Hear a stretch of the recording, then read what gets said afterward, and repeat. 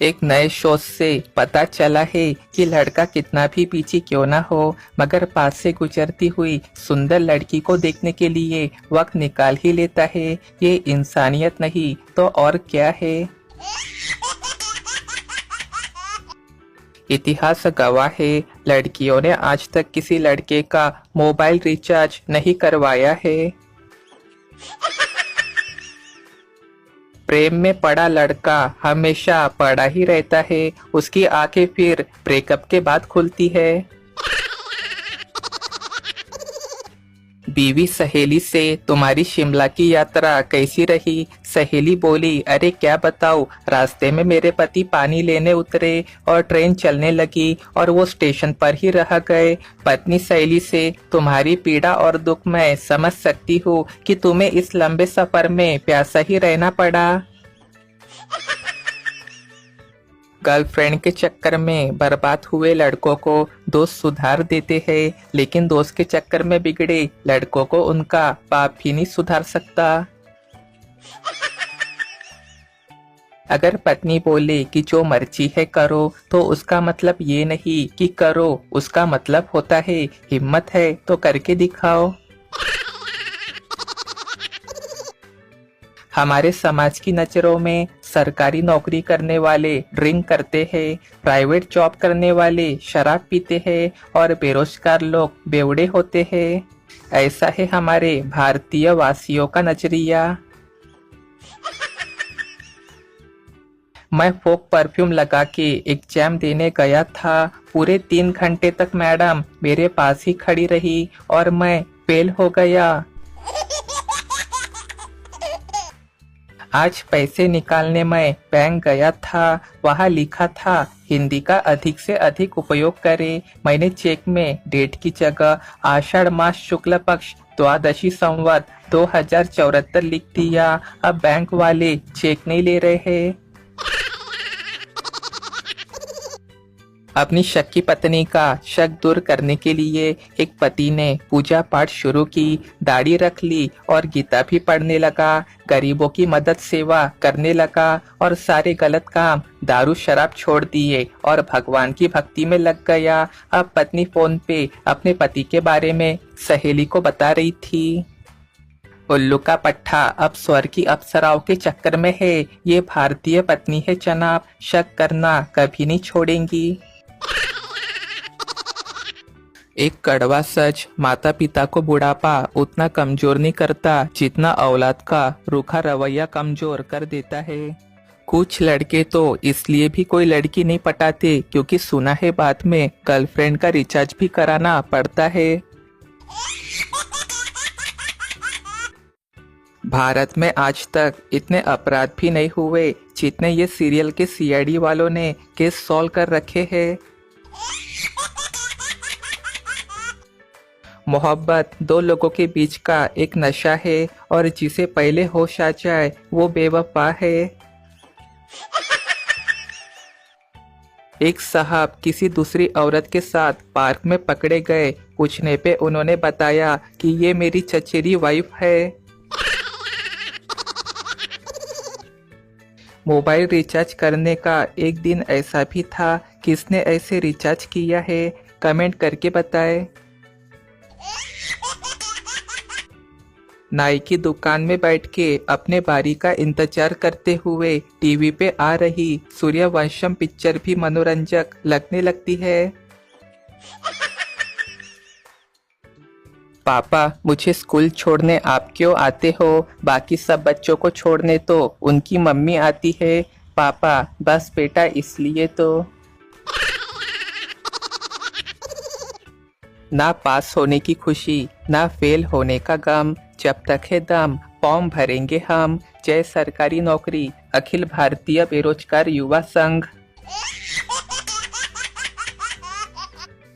एक लड़की एटीएम पर चंपक जी से, भैया मुझे अपना बैलेंस चेक करना है, प्लीज हेल्प मी। चंपक जी ने उसे एक जोर के लात मारी, लड़की गिर गई। चंपक, आपका बैलेंस तो बहुत खराब है।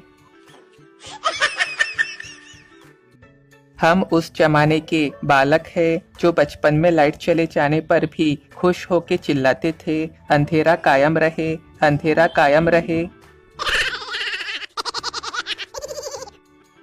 वो तो भगवान का शुक्र है कि जानवरों में खाना पकाने का रिवाज नहीं है, वरना हाथियों के खानदान की बहू तो रोटियां बना बना के ही चल बसे। जब रिश्तेदार मुझसे पूछते हैं कि अरे तुम फेसबुक पर नहीं हो क्या, उन बेचारों को क्या पता कि मैंने उन्हें पहले ही खोज खोज के चुन चुन के ब्लॉक मार के रखा है।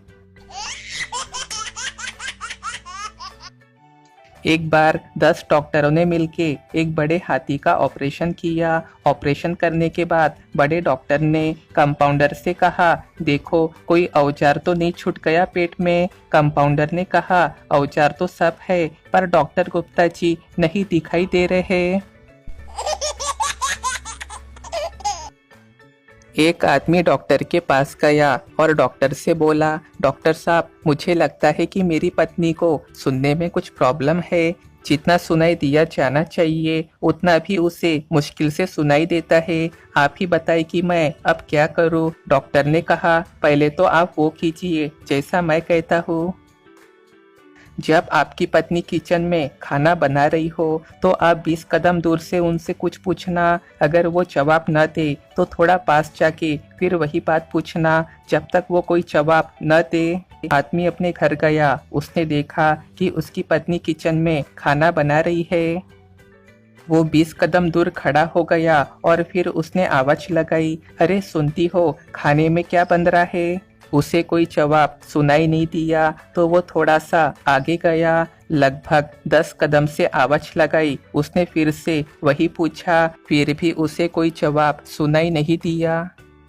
आखिर में वो अपने पत्नी के बिल्कुल पीछे खड़ा हुआ और उसने फिर वही सवाल पूछा, अरे आज खाने में क्या बन रहा है? पत्नी बोली, चौथी बार कह रही हूँ पनीर बना रही हूँ। अच्छा है कि तुम अपने कान डॉक्टर को दिखाओ, तुम्हें कुछ सुनाई ही नहीं देता है।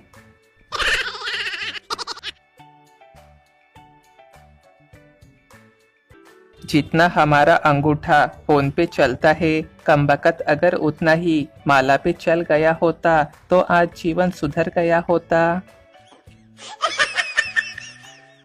मैं वकील कैसे बना? 9वीं कक्षा में मैंने विज्ञान की कॉपी नहीं बनाई थी और कॉपी चेक कराने का भयंकर दबाव था। मैडम भी बड़ी सख्त थी, अगर उनको पता चलता तो उल्टा ही टांग देती थी। पूरे 9 अध्याय हो चुके थे। दूसरे लड़के 40-40 पेज के रजिस्टर भर चुके थे और मेरे पास जो भी था एक रफ कॉपी में ही था। 2 रातें तो 1 मिनट नींद नहीं आई और ऊपर से पिताश्री को पता चलने का डर। कॉपी चेकिंग का दिन आया। मैडम ने चेकिंग शुरू की। 24 रोल नंबर वालों तक की कॉपी चेक हुई और 1 घंटा लग गया। मैंने राहत की सांस ली। तभी मैडम ने जल्दी जल्दी में कहा कि सभी बच्चे कॉपी जमा कर दो, मैं चेक करके भिजवा दूंगी। तभी मेरा शातिर दिमाग घूमा। मैं भीड़ में कॉपियों तक गया और जैसे बीजगणित में मान लेते हैं ना, ठीक वैसे ही मैंने मान लिया कि मैंने कॉपी जमा कर दी है। अब कॉपी का टेंशन मैडम का। 2 दिन बाद सबकी कॉपी आई पर मेरी नहीं आई और आती भी कैसे। अब मैं मैडम के पास गया और बोला, मैडम मेरी कॉपी नहीं आई। वो बोली कि मैं चेक कर लूंगी, स्टाफ रूम में होगी। अगले दिन मैं फिर पहुंच गया और बोला कि मैडम मेरी कॉपी। मैडम बोली कि स्टाफ रूम में तो है नहीं, मेरे घर रह गई होगी, कल देती हूँ। मैंने कहा ठीक है। अगले दिन मैं फिर बोला, मैडम मेरी कॉपी। मैडम बोली कि बेटा मैंने घर में देखी थी, आपकी कॉपी मिल गई है, आज मैं लाना भूल गई, कल देती हूँ। मैंने मन ही मन कहा, वाह कमाल हो गया। मेरे बिना जमा किए ही कॉपी मैडम के घर पहुंच गई। अगले दिन मैंने फिर पूछा, मैडम कॉपी? वो क्या है मैडम, याद भी तो करना है। और यूं ही मैंने 5 दिन तक मैडम को परेशान किया। फिर मैडम ने मुझे स्टाफ रूम में बुलाया और जो ही बोला कि देखो बेटा, आपकी कॉपी हमसे गलती से खो गई है। मैंने ऐसा मुरझाया मुंह बना लिया कि जैसे पता नहीं अब क्या होगा और कहा, मैडम अब क्या होगा, मैं इतना दोबारा कैसे लिखूंगा, याद कैसे करूंगा, एग्जाम कैसे दूंगा, इतना सारा मैं फिर से कैसे लिखूंगा, वगैरह वगैरह छोक दिया। मैडम ने जो ही कहा, बेटा तुम चिंता न करो, 10वें अध्याय से कॉपी बनाओ और बाकी दोबारा मत लिखना, वो हम बंदोबस्त कर देंगे। समझ लो ऐसे लगा जैसे भरी गर्मी में कलेजे पे बर्फ रगड़ दी हो किसी ने, मानो 50 किलो का बोझा सिर से उतर गया हो।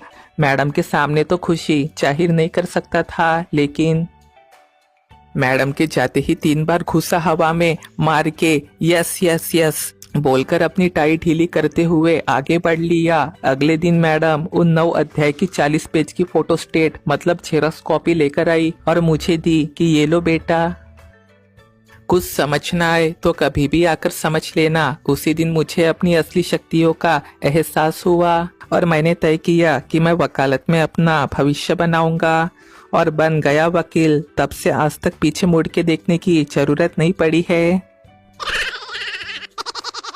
एक कड़वा सच, हम ऐसे समाज में रहते हैं जहां सुंदरता को रंग से, शिक्षा को मार्क्स से और सम्मान को पैसे से देखा जाता है।